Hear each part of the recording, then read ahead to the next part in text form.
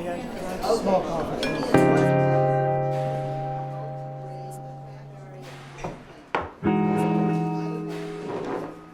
Hi, Amanda. I'm so excited to talk with you today. Thank you. I'm very excited to be here. Yeah. So you were mentioning this is one of your first outings in a very long time. So due to COVID, I've just been in quarantine since the beginning, basically since mid-March. Wow. And I've just been kind of in my home, and that's it. And so I just see my parents and my family, but otherwise it's my first social outing in months. Wow. So Hi. Thank you for having me. We're so happy to have you. Would you like to tell us a little bit about yourself? Just sure. An open-ended question. Apparently, I attract flies. I'm ready. That's okay. It was me right before I got here. Right? I'm oh, there he is. I'm he's coming back. I know. Come on, little fly, get away. Go. I don't look it, but I'm quick. Well, my name's Amanda Dusoe. I am a local from Salt Lake City. I was born and raised in Sandy, Utah. Wow. And I'm 34 years old, and up until recently, full-time employed. But due to COVID now, not so much. Mm-hmm. I'm a local performer here. I do the Rocky Horror Picture Show down at the Tower Theater, and various other projects as they come about. And I'm an illustrator on the side, just do artwork. I'm trying to get that a little bit more as COVID has given me more time. Right. So. Yeah, that's kind of the basics of me. Oh, I'm also disabled. I forget. So, yeah, there you go. Okay. Yeah. Thank you so much. Mike. And just in case, I have cerebral palsy. Okay. So that's officially what I have. So, yeah. Wow. So you're a Jill of all trades. Kind of. I've definitely. Over the years, I have fit in where I've been able to fit in, is the best way to put it. So tell me more about that. What do you mean by, the ability to fit in? Or like I said, I'm a performer. Mm-hmm. I really enjoy performing, but I'll say that over the years, it's definitely become apparent that when you're disabled or when you look different. Back in the day when I first started performing, there was nowhere for anyone like me, on the stage, that's been changing slowly. Mm-hmm. Broadway, had, what's the girl from Oklahoma? She just won a Tony in a wheelchair. Oh, wow. I'm going to remember in the middle of the night what her name is. I can Google it real quick. But anyway, so that's really changed over the years, but mostly I've just kind of done what I've been able to do and what I've been given the opportunity to do. So that kind of started with haunted houses back in the beginning. And then over the years has kind of evolved into local theater. Like I said, I do Out of the Shadows theater group, the Rocky Horror Picture Show around October. That I've been doing for 13 years. So that's become definitely a home. And and then I just do, I've done a short film once that I helped write, and we've shot it in my apartment, and just little things like that I've kind of been able to do. Yeah. There's never really a call for if you're disabled, come on over here, so. That's so interesting, because as a person who watches a lot of art and takes in a lot of art, I will say that I haven't seen a lot of spaces that include different abilities or disabled people. Mm-hmm.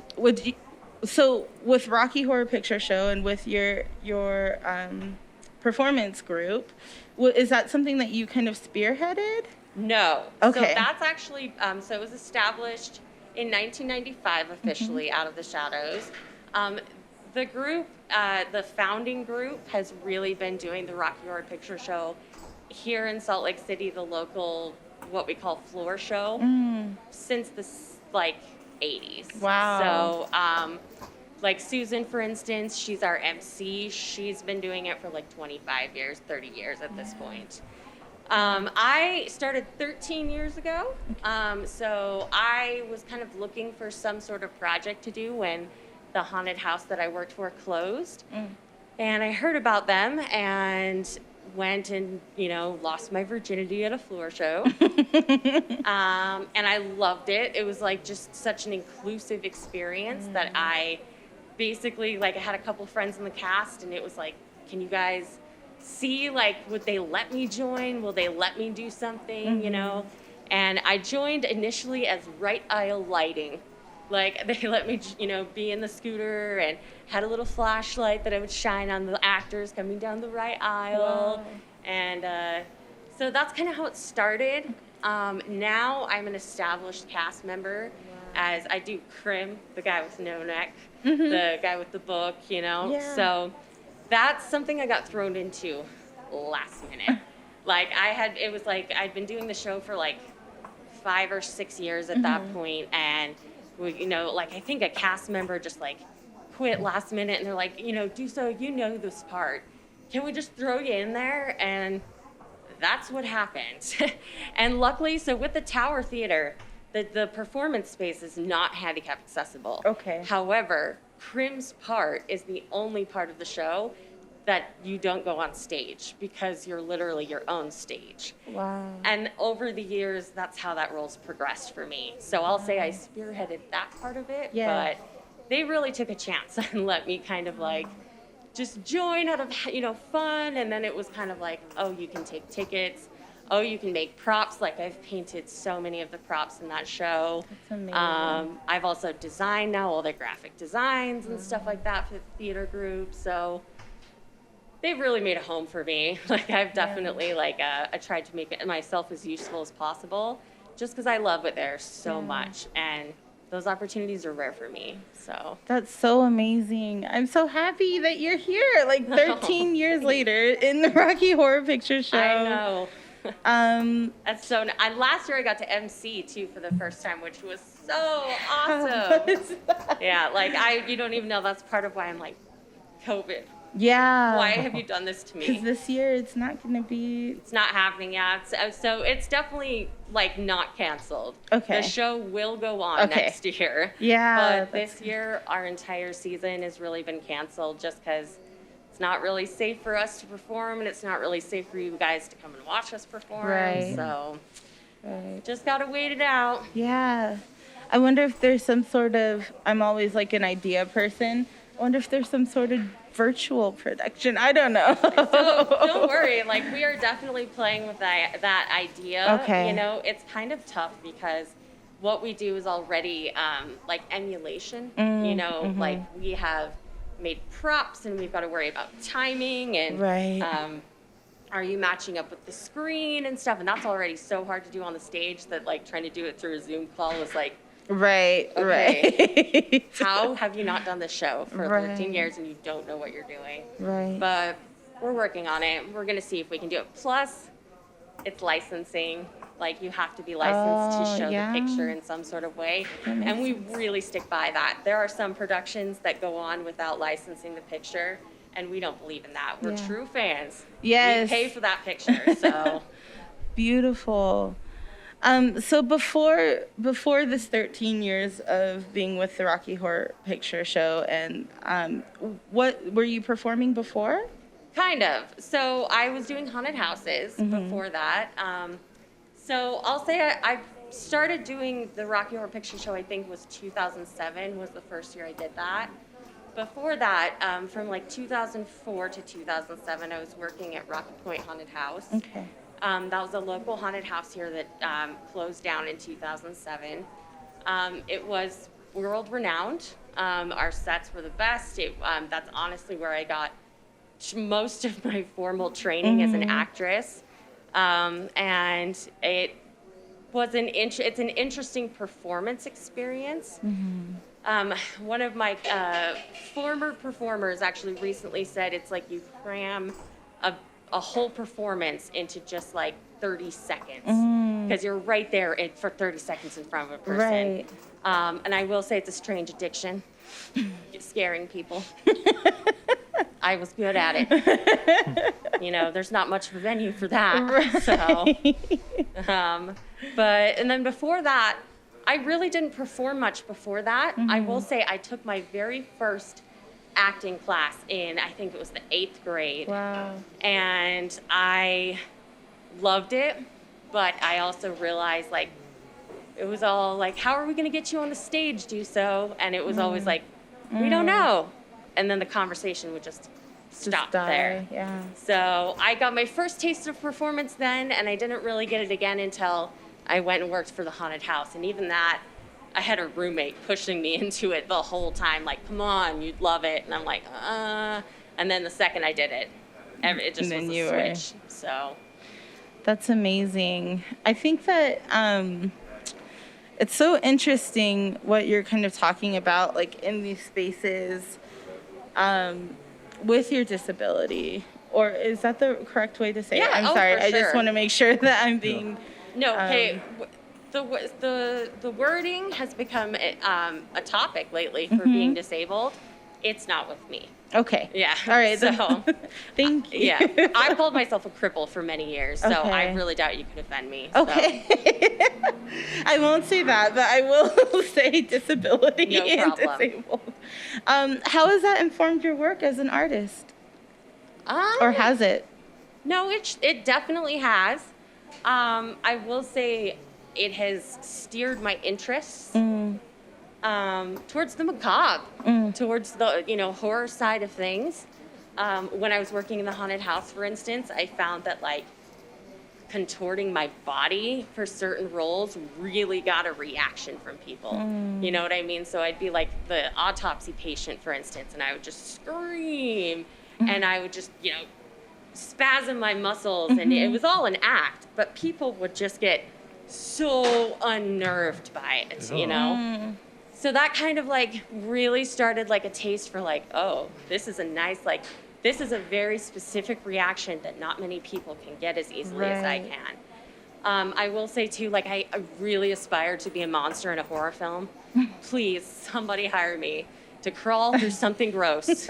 I don't need a speaking part. I just want to be spooky.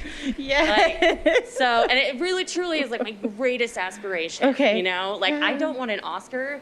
I want to be like a monster. Let's put that into the universe. Yeah, right? Anyone listening, we have Amanda Dusoe who would love to be a monster and crawl through gross things on your film. Especially if your name is Rob Zombie. Just Rob Zombie, if you happen to be listening. Oh, yeah.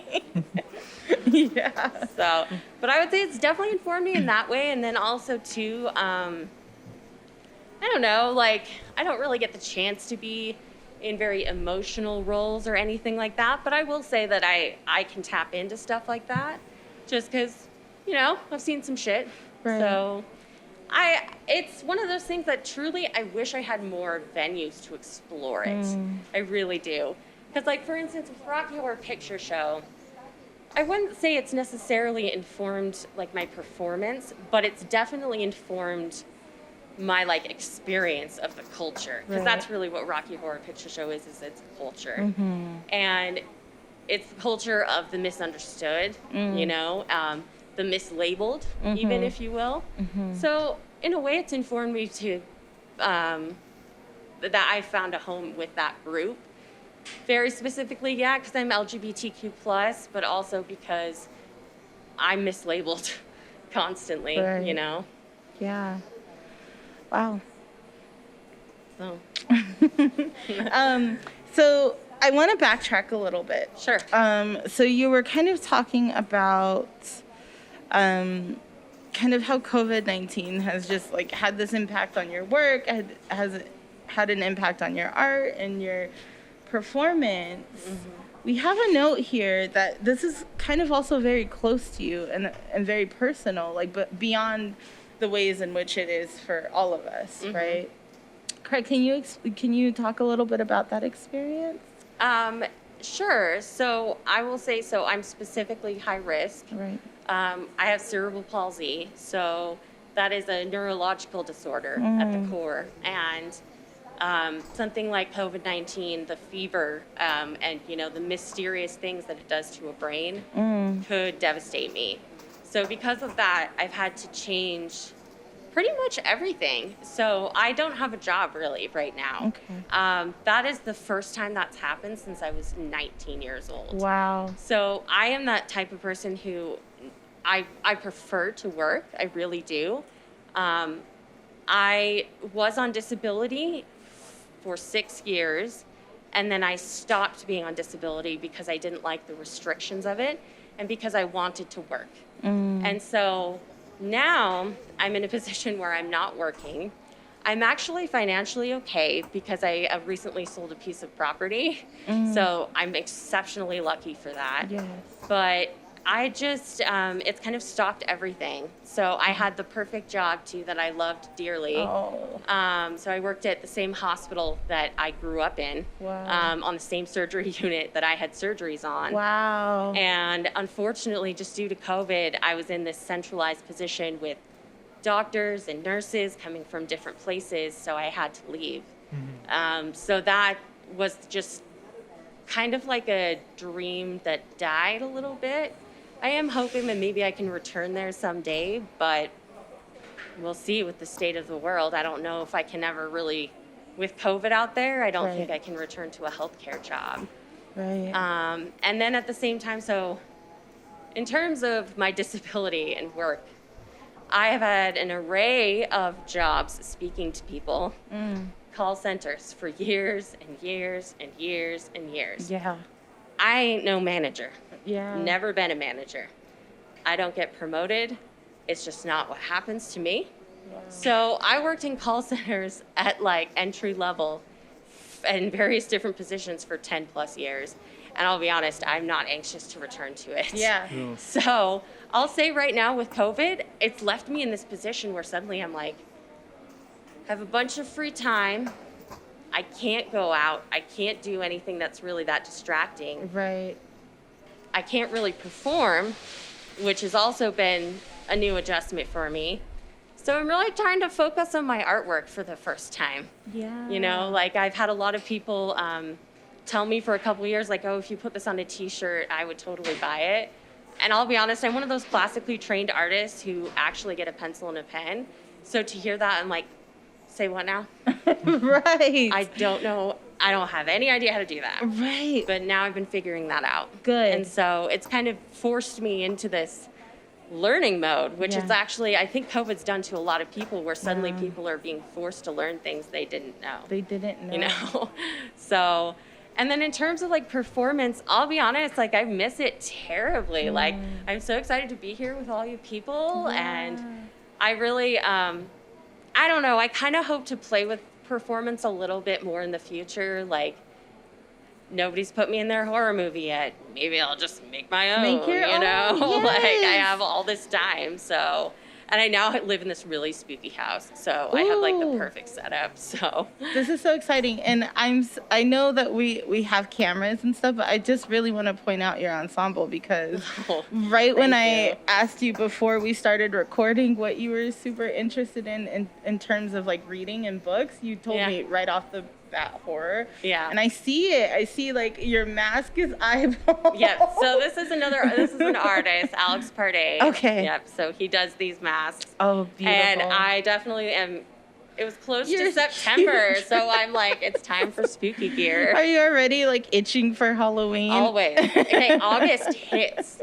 And it's something about being a haunted house worker for real. August hits and you get itchy.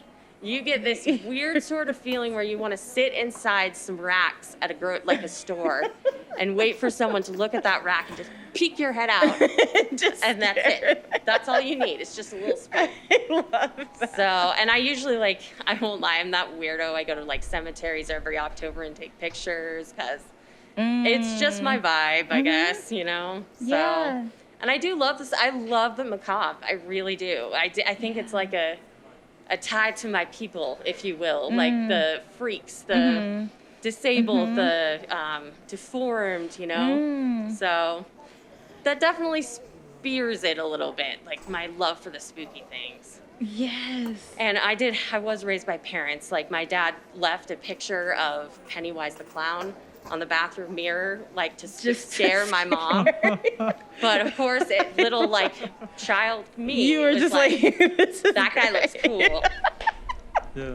So it definitely had an influence. That is so funny because when I see Pennywise, especially in the newer movies, and he has like that eyeball thing where his like eyeball just kind of drips away. Oh, I It love gives him. me goosebumps. Skarsgård is kind of a little hero of mine because, like, he can change it all in one look. Yeah. Like, he can take you from being very comfortable to totally freaked out with just a look. You know? Yes. That's what I want. I crave that kind of power, for sure.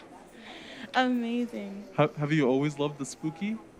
I can't remember a time when I didn't, to be Okay. honest. So, like, the very first horror movie I saw, I was, like, 7 years old. It was Invasion of the Body Snatchers. Scared the hell out of me. But it definitely, like, it was a defining moment, you know? Something, like, was like, oh, fear. I like it, you know? So I've definitely been into the spooky. My dad was always a big horror movie fan. My parents didn't really believe in, like, censorship. You know, they would watch things with us, and so we always watched horror movies. And that just stuck with me, you know, especially as I found that that's, as a performer, kind of where I fit in.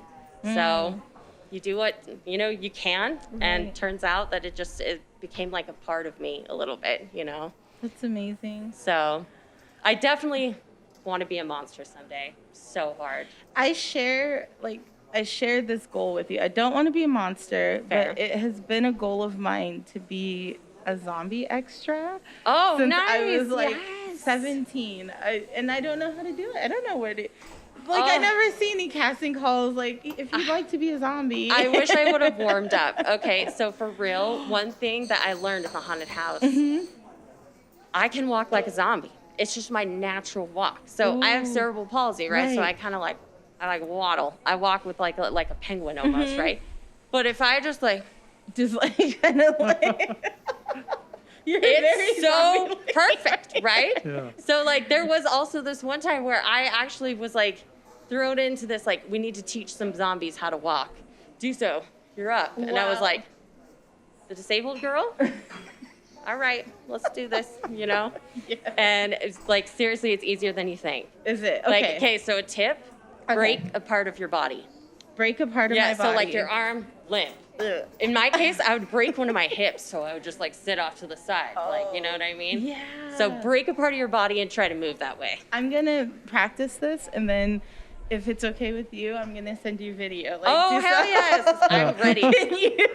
I'll coach I you. need tips. Yeah, between the Yes. two of us, you will be ready. Yeah, so okay, so that's great. Maybe we'll be in the same movie. Maybe Oh, you'll be the yes! monster and I'll Okay. be the zombie. We have to look out for each other, right? We have Yep. to. Mhm.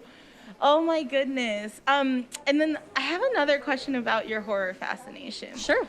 So, tell me, are you more of a classic blood and guts horror, like slasher film, or are you more into the kind of like insidious spookiness, like ghost films or? So I really love both, if Yes. I'm honest. So I mentioned Rob Zombie earlier. Right. One of the things I love about his films is, yes, he is gory, and he does gore so well, but he's also really influenced by the old horror films that have to do with atmosphere and lighting, Right. shadows, and spooky casts and stuff like that. Yes. And so I really love both. I really do. And like, I'll say one of my favorite horror movies of all times is Freaks from 1932. And it's really, it's kind of both, really. Like, it's got, like, the macabre body images of the performers. Then also, too, like, some of the long images. Like, I think of also, like, the guy that's crawling underneath the carriage with the knife in his hand who has no arms or legs, Oh. you know? So I love, like, that shot of just, like, this helpless-looking creature, but somehow it's spooky. Right. You know, because it's, like, this long shot. Right. And so I'm a fan of both. Okay. I hope to do both someday. Yes. You know? And I've been influenced by both for sure, you know? Yeah. So I love Tobe Hooper films, too. Like, you know, he did Texas Chainsaw Massacre. Oh, okay. Yeah, that's the most famous, but like Funhouse was my all-time favorite, and that's like, I've seen that's fun. Funhouse. Yeah, Funhouse is Funhouse Yeah. gore, you know, like rubber masks and fake-looking blood, but it's so good, you know? This is so great. I'm so glad that we have you here because I am a person who's like, maybe like a baby horror like fan. I'm just like a fan of film and literature in general, and I tend to gravitate towards the occult, like when I'm watching movies. So like I tend to like really love like ghost films or films about like the occult, you know. So like you know? Insidious and stuff like that. I love Insidious. Yeah. I call it Insidious. Insidious. Because one time I accidentally mispronounced it. No, it sticks. It stuck in my head. Yeah, it sticks. I love Insidious. So I will say that like that kind of scare, I found I was really good at the like spooky, like atmospheric, like kind of stare. Yeah. Because like there is something about like someone with like a very odd looking body that if they're just sitting in a corner just staring at you, it's not okay. You know, it's not okay. Right. And so I will say I love that kind of feeling in a horror movie, you know, where you don't know exactly what you're looking at yet. Yeah. So, and I feel like Insidious is very much like that. Insidious. I hope it sticks for you. Yeah, now. I'm honestly, I'm just going to go home and be like, hey, we watching Insidious tonight. I want to say that like with you talking about your work and also talking about your disability, you have this like level of comfort, right? Like even in like some of the language you use, or like how you kind of said just right now, like someone with an odd looking body, you know? And for me as a person, right, who, and I hate to use the term politically correct because I'm not, I don't like that term necessarily, but as a person who tries to be careful with what I say, it's so interesting for me to like hear you talk about your disability, your body, maybe the way that you look like to other people in such a comfortable way. Like, you know what I mean? Like even to me, I'm like sitting here a little bit like, oh geez, you know. So it's not for everyone. Right. I honestly like this idea of being careful. Like I feel you on the political correction, because even I get in trouble all the time. Like I think I said earlier, like I refer to myself as a cripple all the time. I will admit it started in high school totally as like shock factor, and it's kind of turned into like the word queer for me, where it's like I fucking own it. Right. And who's to say that a cripple is something demeaning? What if you just thought of me when you thought of that word? Is that so bad? I will say that even within the disabled community, though, I'm confused. It's such a, it's always been such a taboo topic that I think it's hard to talk about without, like you said, feeling uncomfortable. I will say this, I've never really been in a situation where someone's referred to me in a way that I've been uncomfortable, unless it's something like sweetheart. You know what I mean? Yeah. Like where there is an automatic connotation of you are so cute and less than me that you're just a sweetheart, you know? Right. But otherwise, like disabled, I will say handicapped is kind of outdated, so it's not necessarily my jam, but I don't really care, you know? And in terms of like describing how I look and odd looking and stuff like that, so in terms of like body image, I will say that growing up, I didn't really have people to look to in terms of like, where is my power as a disabled woman? You know, so like this idea of a woman who struts her stuff across a room, that actual visual image is something I don't know anything about. I don't know what that's about. And so it's really, I have found so much power in just, I don't know, pointing out that I don't look like you or you. You know what I mean? That like your first impressions of me are probably going to be odd. But I always will point out you'll be fascinated. Yes. So like that's the thing is once you get over someone being weird looking, you know, they're endlessly fascinating. I promise you, you know, and that's something that I've had to grow into as an adult, as like a woman, as like a non-binary person now, especially because that idea of being androgynous was always something that, I will say androgyny, I was drawn to it as a disabled person because androgyny is also odd looking, you know, it's striking. And so I felt drawn to that, not only because I felt both pulls, male and female, but just because it fit with my aesthetic, my visual aesthetic of just like, I tried to be girly. Turns out I'm no good at high heels. I don't really care for frills. I hate floral patterns, you know. I love a tie though. I love a bow tie. A good tie. Bow ties were for women. So that's how I feel. Bow tie right in between some cleavage. Choice. Yes. So, but yeah. Yeah, thank you for that, because I think as a person of color, especially, there's like nuance, right? Like there's nuance to the ways in which, like, I identify, or the things that I relate, especially like Andres, right? Like we have different experiences.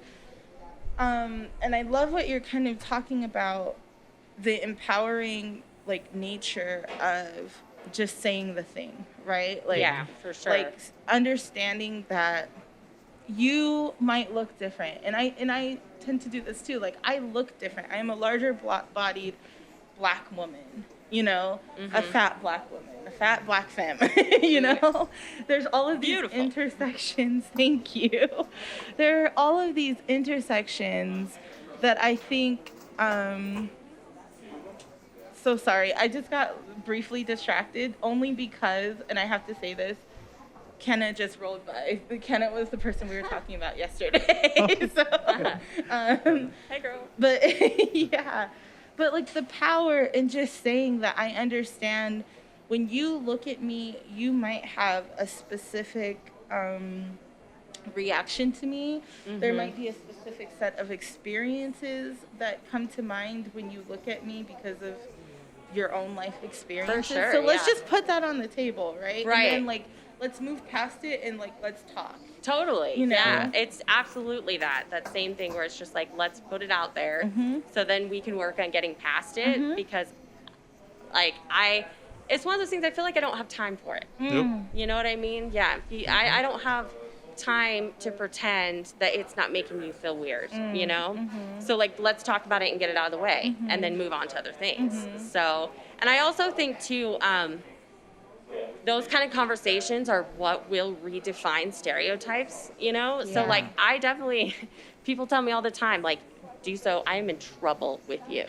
You have taught me language that not everybody likes, you know? So, and it's true, because like people will refer to me as like, oh, that's my pupil Dusoe, you know?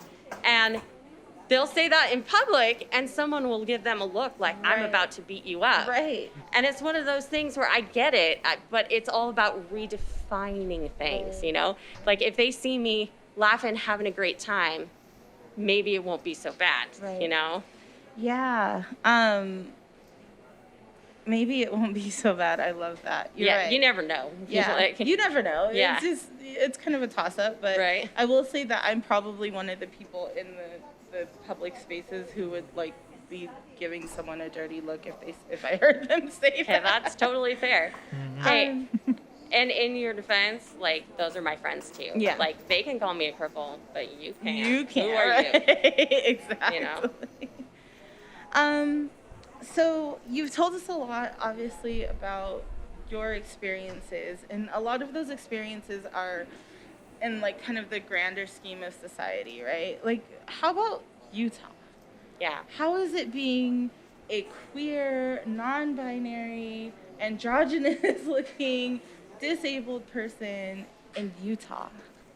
So, interestingly enough, the non-binary thing now is not so bad, but only because like I didn't have a shaved head in high school, you know? I will say that I grew up not LDS, which definitely has an influence when you grow up in Utah and you're not LDS. Right. It also affected me because I was disabled and not being LDS.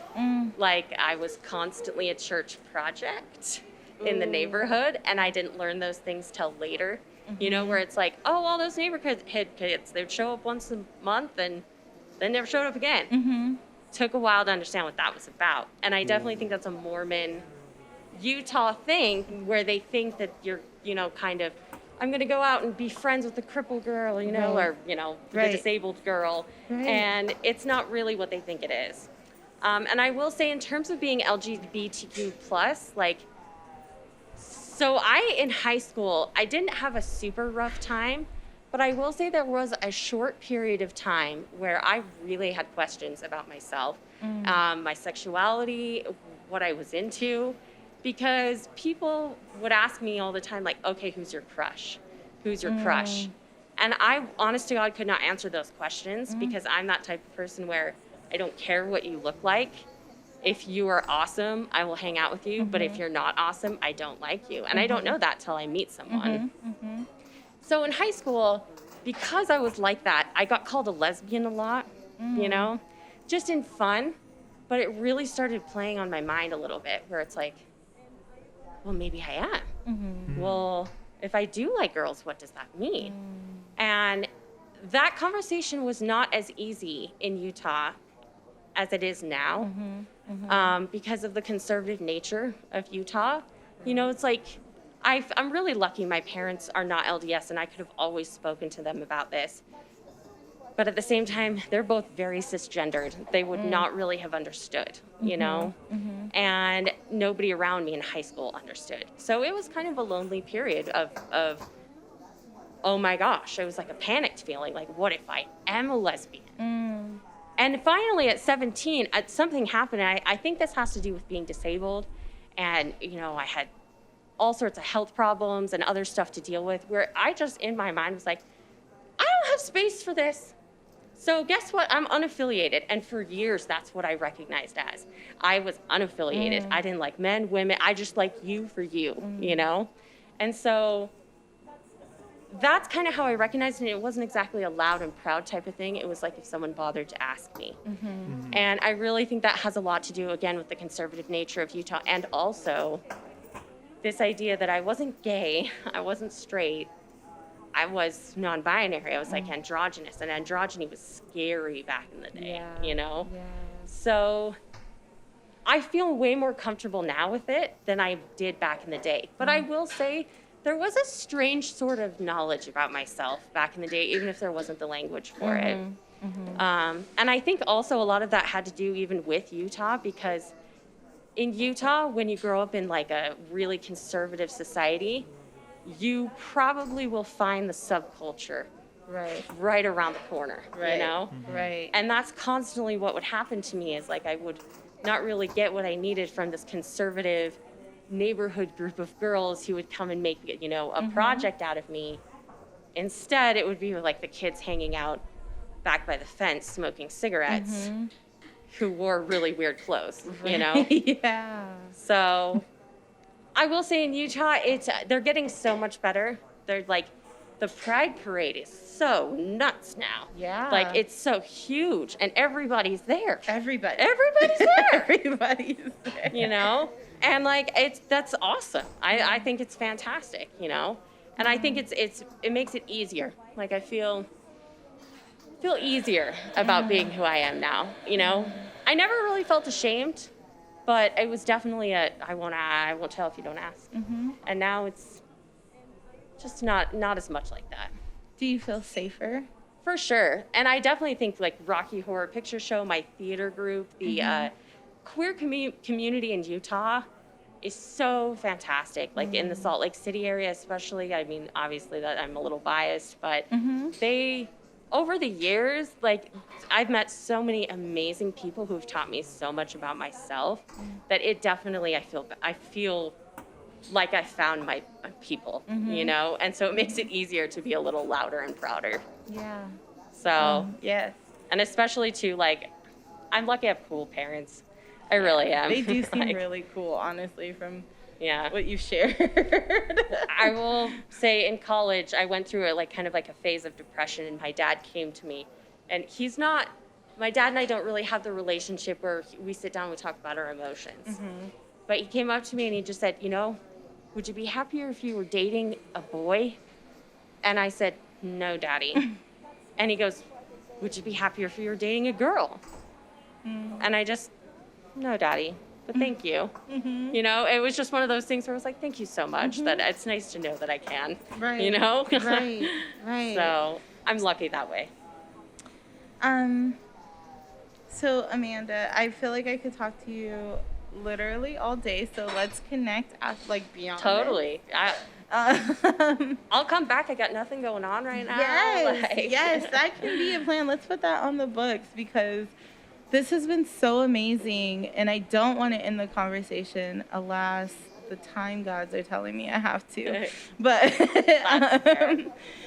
but I want to ask you one last question. Sure.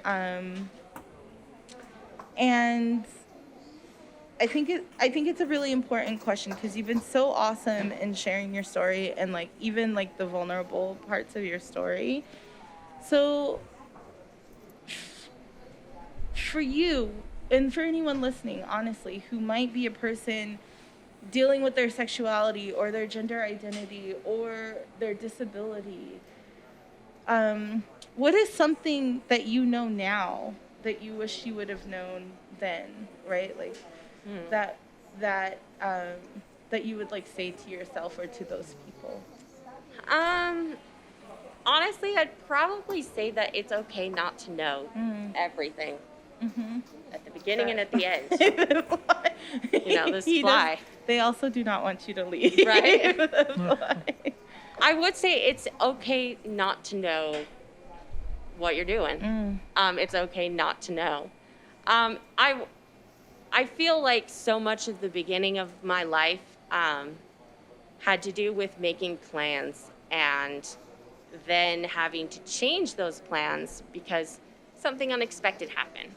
I would have surgery, I'd get sick, I have to quit my job because of COVID-19, And I think I've learned to feel more comfortable with this idea of not knowing what to do next and more being just comfortable with, I'm okay right now and I want to do this, And I think that's what that was definitely what I would tell myself. Because when I was younger, teenager in high school too, it was all about what are you going to do? What are you going to do with yourself when you grow up, And I feel like I spent so much time thinking about that, and then I wasn't really prepared and ready for what the world was really going to be like, which obviously it's turned out a lot different than what our parents told us it was going to be. Yeah. So I just think it's important to know that you don't have to have all the answers. Are you breathing right now? Are you relatively happy? Great. Right. When you know what you want to do, head that way. Right. Oh. So. That's beautiful. Beautiful. Thank you. So we wanted to give you a gift. Yes, I was eyeballing it before we started, and I'm so excited about it. Lumberjanes. And so this is we're doing this for the podcast where we give our guests a comic book that we feel might relate to them. So I'd love to hear what you feel about this comic book, but it has been provided by Black Cat Comics. Awesome, thank you. I absolutely love, and so awesome. I'd like to give this to you. Thank you. I know I was actually flipping through it earlier. Were you? It involves plants and cats. I'm into it. Yes. Into it. Are you a plant mama? I just became one. Yes. I just started growing my first houseplants, and I tell you what, I'm into it. I am too. Yeah. This has been a development since COVID where... Right, you want to grow things. You don't know why, but you do. I totally feel you. It's like growing things and making banana bread. It's the only two things I can seem to do. I've been making Dutch babies, so I feel you. Yeah, I got you. I know we have to wrap up soon, but the Dutch babies reminds me, I don't know if you watch Bob's Burgers at all. I've seen a few episodes. Okay. I'm not a religious watcher, There's unfortunately. an episode where they go on like this little trip to this like little diner, and all she wants, or not Tina, but the wife, Linda, all she wants is a Dutch baby. And I had never heard of Dutch babies. And I saw it, and it's a literal like puffed pancake shaped like a baby. And in the cartoon, it was. Oh, Kate, that's literally what they look like, though. Yeah, it's like a little fluffy egg baby. Yeah, yep. It's a baby. Yeah, it's perfect in every way. I feel you. So. But thank you so much for being here and for talking with us. And thank you. I was so excited. With me. Yeah, I love nerding out, and especially thanks for inviting me to Watchtower. It was nice to finally come here and check it out. Like, I love Tui. I love you. Yes, it's so beautiful. And with that, I guess we will. Are there any social media handles you want to shout out? So yeah, for sure. So I would definitely plug. I do have an Instagram for my art and stuff, and I won't lie. In COVID, my new goal is to have a shop live by the first week of October. I don't know what I'm going to sell yet. I don't know how it's going to go. This is my first time around, but that is my goal. So I'm on Instagram. You can look for me if you search for like Amanda Dusoe, but it's AFD Doodles. Okay. AFD and then Doodles. My theater group, you can check them out at shadowtheater.org is the name of the blog, and we're also on Facebook called Out of the Shadow Theater Group.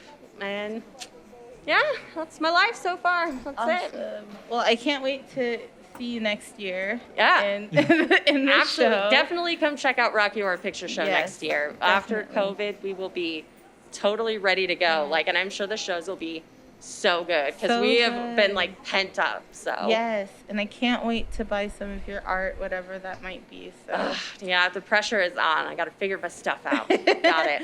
Thank you so much, Amanda. Yeah, thank you. It's been both. Such a lovely time. Thank you so much to Watchtower Coffee and Comics for hosting us this wonderful space. Yes. You can see their shirts and merch here. Thank you so much to Black Cat Comics. Thank you. Yeah, in the future.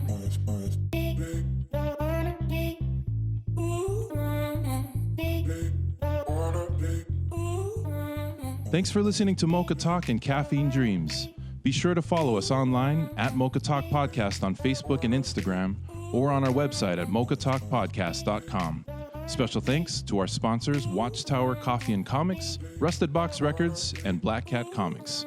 We'll see you on the next episode.